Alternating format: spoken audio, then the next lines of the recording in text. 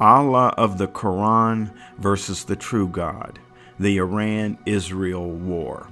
With the collapse of the nuclear talks in Vienna, it now appears that the prophecies given by Ezekiel more than 2,600 years ago will soon come to pass.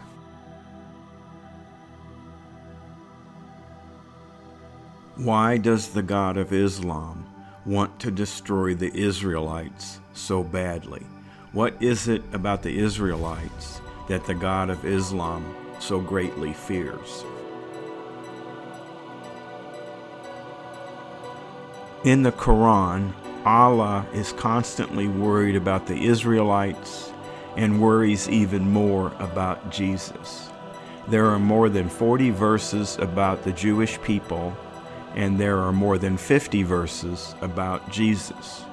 Most importantly, Allah is afraid that Jesus is really the Son of God. Quran 4:171. Allah is indeed just one God. Far be it from His glory that He should have a son. Allah is also afraid that Jesus was really crucified for our sins. Quran 4:157. But they neither killed nor crucified Him. It was only made to appear so. Allah is afraid that Jesus is our helper. Quran 33:17. And they will not find for themselves besides Allah any protector or any helper. Allah is afraid that Jesus bears our burdens. Quran 35:18. And no burdened soul will bear another's load. Allah is also against the Israelites. Quran 9:29. Fight those who do not believe in Allah or in the last day, and who do not consider unlawful what Allah and Muhammad have made unlawful, and who do not adopt Islam. In the Bible, in the book of Ezekiel, chapters 38 and 39, God tells us that an Islamic invasion will occur in Israel in the last days. It is led by a spiritual force and a man named Gog from the land of Magog. In the Quran, Allah tells us that He controls Gog and Magog. Quran 21:96-97. Until Gog and Magog are let loose and begin swooping from every mound, and the time for the fulfillment of the true promise of Allah draws near, whereupon the eyes of those who disbelieve will stare in fear, and they will say, Woe to us! We were indeed heedless of this, nay, we were wrongdoers. Quran 18:94. Indeed, Gog and Magog are great corruptors in the land. So may we assign for you an expenditure that you might make between us and them a barrier. Quran 18:99.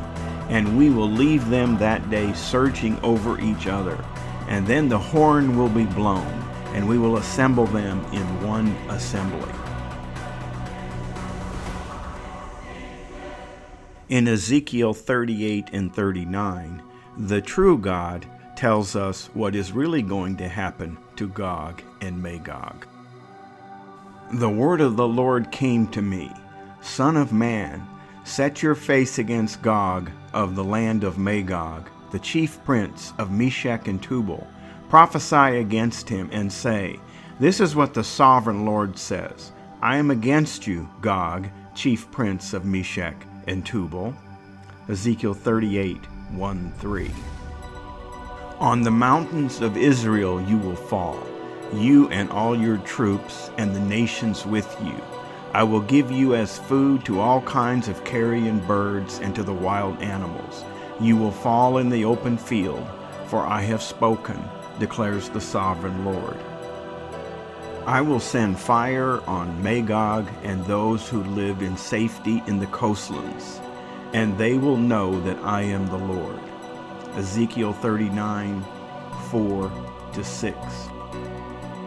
The next passages in Ezekiel, written 2,600 years ago, show us the importance of understanding that the Iran nuclear program will be the weapons that Israel will collect and use for fuel for 7 years.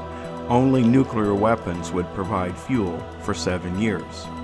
Then those who live in the towns of Israel will go out and use the weapons for fuel and will burn them up. The small and large shields, the bows and arrows, the war clubs and spears. For 7 years they will use them for fuel. They will not need to gather wood from the fields or cut it from the forests, because they will use the weapons for fuel. Ezekiel 39, 9, 10. The most important thing to know is that after this battle, everyone will see God's glory. They will know that Jesus is truly the Son of God, and that he was crucified and rose from the dead and took away our sins. Ezekiel tells us this.